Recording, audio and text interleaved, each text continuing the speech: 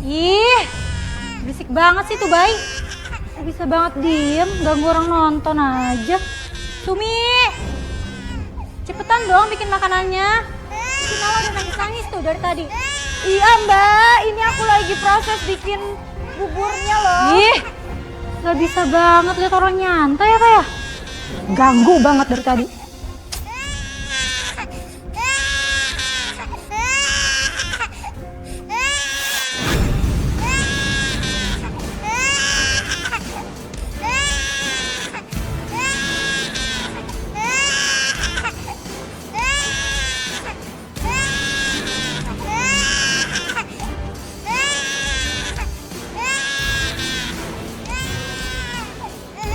Iya sayang, iya sayang. Ini sayang. Udah ya? Sumi, astagfirullahaladzim ya Allah. Kamu ngapain lagi tuh Nala sampai nangis kayak gini? Bu, tadi saya cuma bikin makanan buat Nala, Bu. Bikin makanan doang, kenapa Nala bisa sampai nangis begini? Saya juga nggak tahu loh, Bu. Kok Nala sampai nangis kayak gini ya, Bu?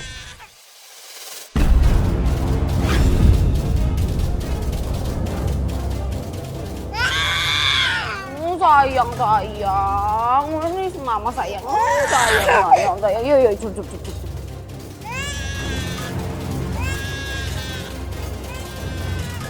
Bener-bener kamu ya? Kenapa sih urusannya kecil aja nggak becus? Setiap Nala sama kamu itu selalu nangis. Emang nggak bener kamu tuh. Aku menangis sendiri di sini, mengingat belakangan saya baru tahu, Mbak, ternyata semua ini ulah Mbak Minah.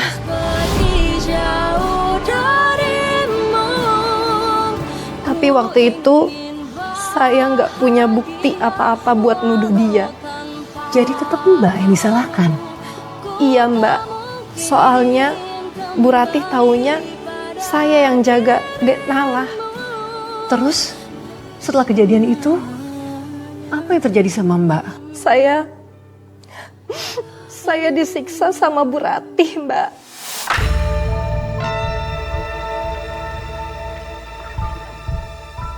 Disiksa gimana Mbak? Malam itu Nala rewel. Kamu kenapa nggak mau bobo sih sayangku? Ayo dong bobo dong. Bobo ya, sayang.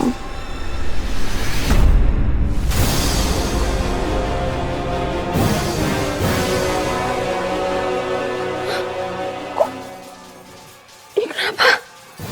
Kok lebam-lebam gini? Hah? Ini bekas cubitan. Kurang ngajar. Kerjaan Sumi nih pasti. Sum! Bentar ya sayang. Oh, sayang. Duduk sana dulu sayang. Bentar ya nak ya. Bentar ya mama tinggal bentar. Sumi! Sum! Mana sih? Sumi! Iya Bu. Kamu apain anak saya? Tangannya lebam-lebam loh. Kamu cubit kan pasti? Kak Bu, saya nggak pernah nyubit Dek Nala, Bu. Dengar ya Sumi, kamu tahu nggak rasa sakitnya anak kecil yang kamu cubit sampai lebam?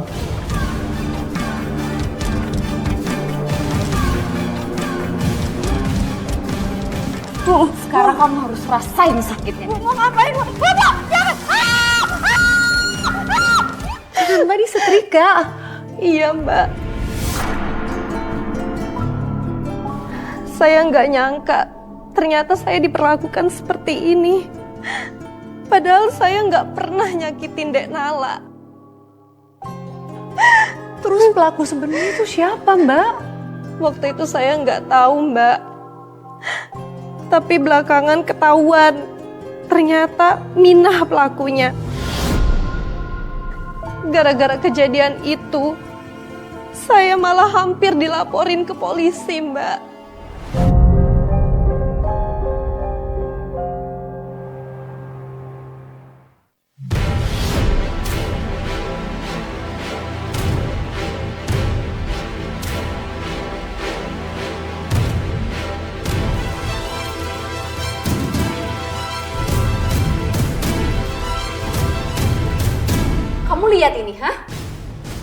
lebam-lebam.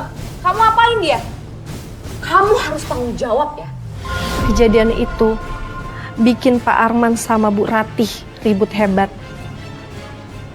Atau enggak saya bakal jeblosin kamu ke penjara. Apa ini, Ma? Lihat nih bekas lebamnya. Ini Mama yakin banget ini bekas cubitan Sumi. Sumi, ini tangan kamu kenapa? Mama yang setrika.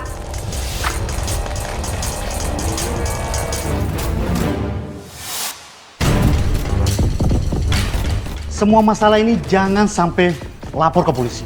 Gimana sih Pak? Ini udah nggak bisa dibiarin. Ini nggak bisa dimaafin yang kayak gini-gini. Yang Mama lakukan ini juga kriminal. Kalau Mama lapor Sumi, Mama juga bakalan kena.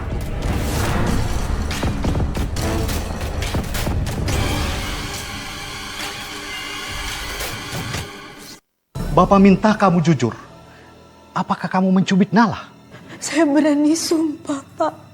Bukan saya pelakunya. Saya nggak pernah nyubit Denhala, Pak. Oke, Bapak percaya sama kamu. Tapi Bapak minta sama kamu minta maaf sama Bu Rati. Biar masalah ini semua selesai. Dan kamu harus janji, jaga Nala jauh lebih baik. Bu maafin saya, Bu. Saya janji hal seperti ini nggak akan keulang lagi, Bu.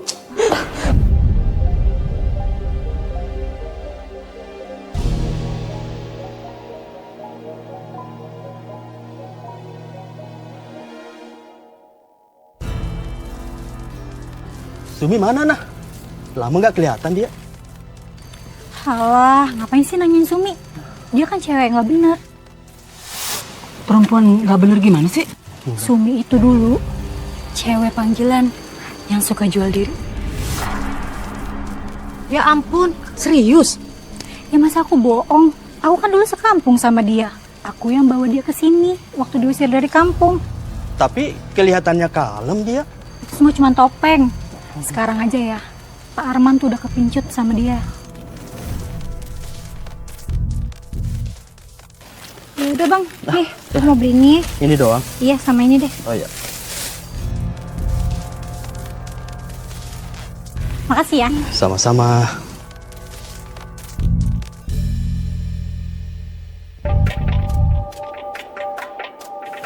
Mau kemana sih Sumi? Udah deh, nggak usah jauh-jauh. Nanti kamu cubitin lagi tuh anak. Demi Allah, saya nggak pernah ngelukain Dek Nala. Kamu bisa-bisanya berani-beraninya bawa-bawa Allah sekarang. Kamu tuh ya, baru kerja bentar doang aja sok paling sayang sama nih anak. Kamu inget ya, cuman aku di sini yang dipercaya sama keluarga ini. Jadi kamu jangan macam-macam, oke?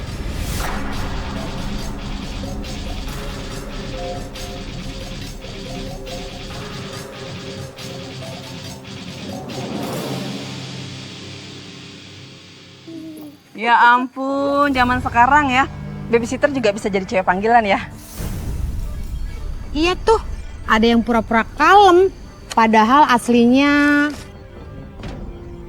Maksud kalian apaan? Siapa cewek panggilan? Lah, saya kan nggak sebut nama siapa-siapa. Kok langsung nyolot ya? Gimana saya nggak ngerasa? Mata kalian aja nengoknya ke saya. Maaf ya ibu-ibu, saya kerja halal.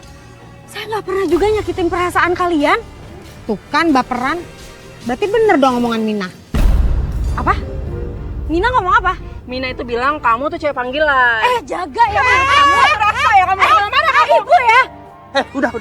Jangan marah. Udah, Ma. Jangan ribut di sini. Nggak enak nanti dilihat orang banyak.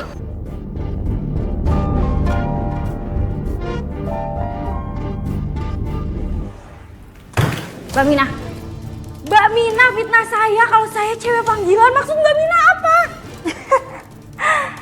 Emang kenapa? Kamu ngerasa? Jadi bener ya? Mbak Mina yang udah ngomong semua itu ke ibu-ibu di komplek? Iya Mbak? Kalau iya kenapa? Ada masalah? Saya benar-benar nggak terima, Mbak. difitnah jadi perempuan panggilan.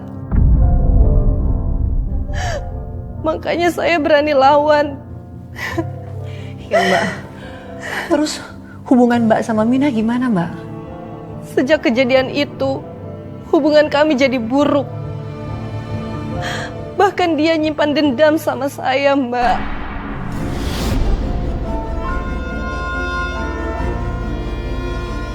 Dendam? Iya, Mbak. Dia berniat membunuh saya.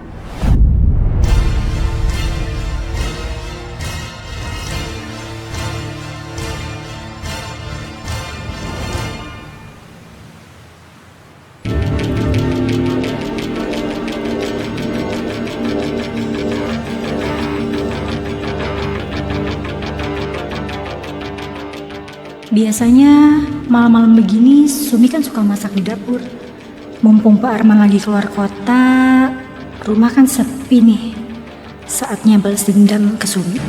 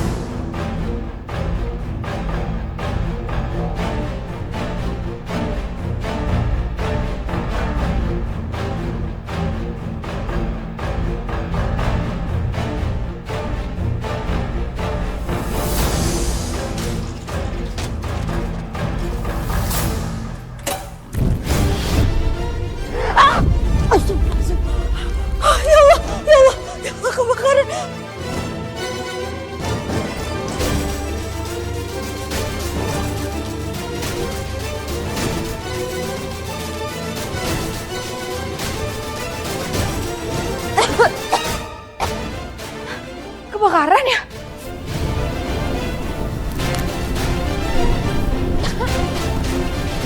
Tolong!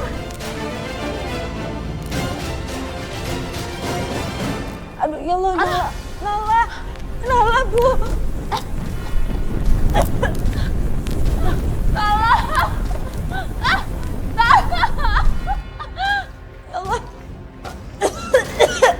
Dek, sayang.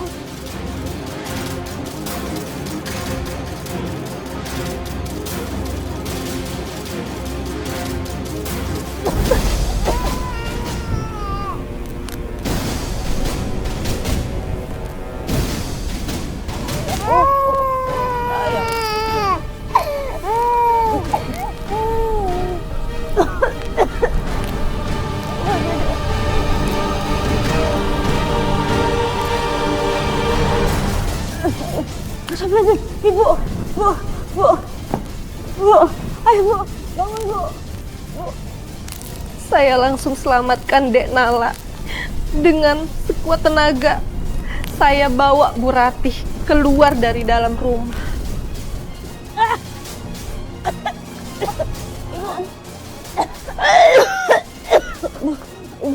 Aduh, astagfirullahaladzim. Bu. Bangun, Bu.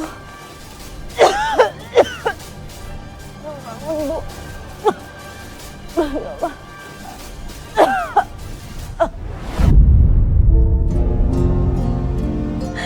Kalau saja Mas Udin sama warga nggak datang tepat waktu, rumah Pak Arman pasti udah habis dilalap api. Tapi syukurlah mereka bisa berhasil padamkan api. Ya Mbak, syukur Mbak. Bagian apa aja yang terbakar Mbak? Dapur aja Mbak, yang lain aman. Tapi kamu hebat Mbak. Kamu berani menyelamatkan majikan dan anaknya. Saya kagum Mbak. Terima kasih Mbak. Terus setelah kebakaran itu, apa yang terjadi Mbak? Saya malah dituduh sama Mbak Minah.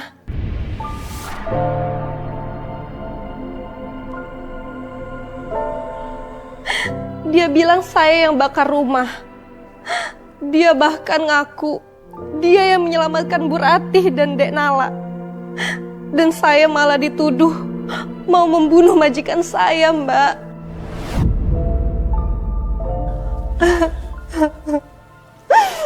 Sabar ya, Mbak. Kurang ajar.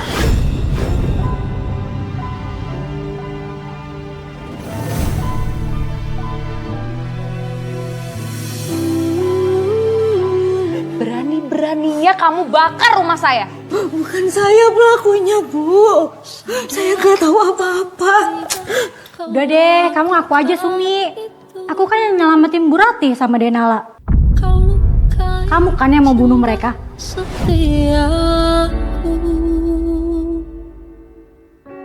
Begini caramu untuk Berdiri.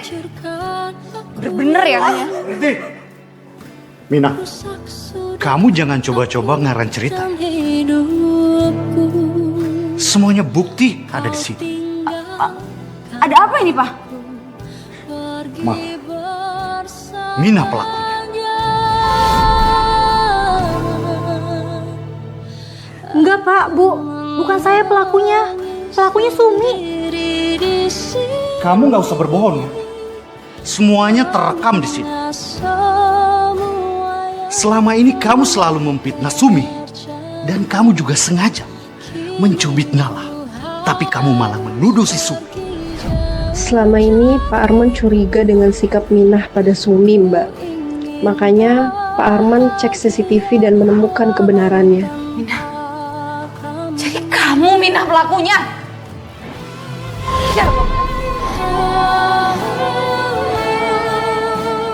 Ma, sebaiknya Mina ini kita bawa aja ke kantor polisi.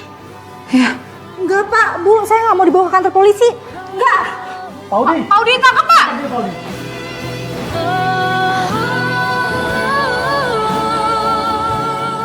Sumi, saya minta maaf ya. Iya, Bu. Gak apa-apa. Saya juga minta maaf ya, Bu, kalau saya banyak salah sama Ibu. Enggak. Saya kok yang salah. Setelah semua kebenaran terungkap, Bu Rati akhirnya minta maaf sama saya, Mbak. Dia ngaku salah, bilang kalau selama ini dia udah kejam sama saya. Dan Mbak maafin perbuatan Bu Rati. Saya maafin, Mbak. Bu Rati seperti itu karena terpengaruh Minah. Ternyata dia yang jadi biang kerok semuanya. Dan Mina sendiri bagaimana, Mbak? Setelah kebakaran, apa yang terjadi sama dia? Pak Arman sama Bu Ratih laporin dia ke polisi. Sekarang Minah masih ada di dalam penjara, Mbak. Dan kamu sendiri, Mbak, bagaimana? Apakah kamu masih kerja di situ? Mereka sih mintanya saya tetap kerja di sana. Tapi saya pikir-pikir lagi.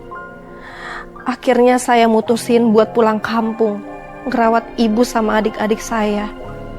Alhamdulillah, Pak Arman kasih modal buat saya buka usaha. Jadi sekarang Mbak buka usaha di kampung? Iya, Mbak. Walau 2 tahun kerja penuh dengan luka dan duka, saya anggap semua itu jadi pengalaman hidup yang sangat berharga. Terima kasih ya Mbak sudah berbagi. Sama-sama, Mbak. Pemirsa, kisah yang baru saja kita dengarkan tadi sungguh menggugah hati. Tentang perjuangan seorang babysitter yang harus bertahan walaupun menghadapi penyiksaan dari majikannya dan fitnah dari temannya sendiri. Namun ia berhasil bangkit dan menemukan kebahagiaannya. Dari kisah ini kita belajar bahwa kebenaran pasti akan terungkap. Dan kejahatan pada perempuan, fitnah tidak bisa dibiarkan begitu saja. Karena perempuan berhak untuk dihargai, dihormati, dan memilih jalan hidup yang lebih baik. Semoga kisah ini bisa menjadi pelajaran dan kekuatan bagi kita semua. Sampai jumpa di episode berikutnya.